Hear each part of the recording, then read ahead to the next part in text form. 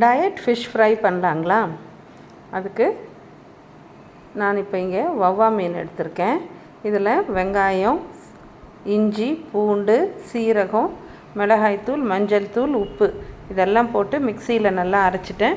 கொஞ்சம் புளியும் இதிலையே கரைச்சி ஊற்றி இந்த மசாலா ரெடி பண்ணி இந்த மீனை நல்லா ஒரு மணி நேரம் ஊற வச்சாச்சு.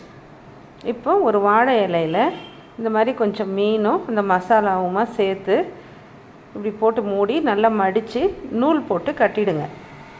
இந்த மாதிரி ஒன்றையும் தனித்தனியாக கட்டி ரெடி பண்ணி வச்சுக்கோங்க.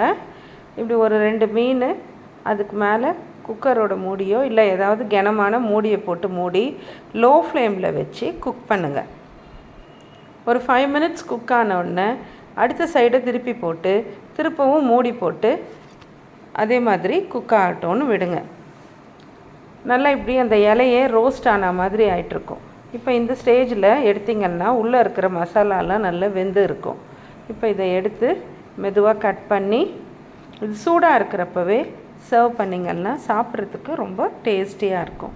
இப்போ பாருங்கள், நல்லா வெந்து மசாலாலாம் குக் ஆகிட்டுருக்கு. இப்போது இந்த மீனை டயட்டில் இருக்கிறவங்க இது சேர்த்துக்கலாம்.